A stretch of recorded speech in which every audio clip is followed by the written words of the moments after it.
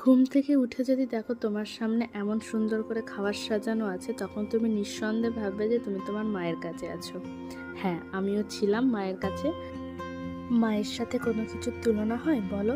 এই ভিডিওগুলো না ঈদের পরেই আমি যখন মায়ের কাছে ছিলাম তখনকার। আমি এত বড় ল্যাদখোর যে এখন এডিট করে দিচ্ছি।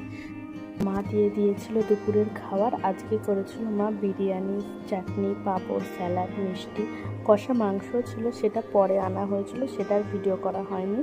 তো সবাই আমরা খেতে বসে পড়েছিলাম। তারপরে বিকালে উঠে নাবিদ গেছিল একটু পাপার সাথে, ও খাচ্ছিল আইসক্রিম আর পাপা এনেছিল আমাদের জন্য মোমো। এখন সেটা খাওয়ার পরে আপা নাবিদকে পড়াচ্ছিল। ও তো ছোটো মানুষ, তাই জন্য ও যাতে ভুলে না যায়, রোজ ওকে রিভিশন করানো দরকার, তাই জন্যই আপা ওকে করাচ্ছিল সব কিছু। আমি তো দেখে অবাক হয়ে গেছিলাম। আমি এই জন্যই অবাক হচ্ছিলাম কারণ নাভিদ কত ছোট ছিল আর এখন এত বড় হয়ে গেছে যে ও একা একা লেখাও শিখে গেছে। নাভিদ সব পড়ালেখা কমপ্লিট করে এখানে আম্মুর কাছে আদর খাচ্ছিল, আর এইভাবে আমাদের একটা দিন কেটে গেল মায়ের কাছে।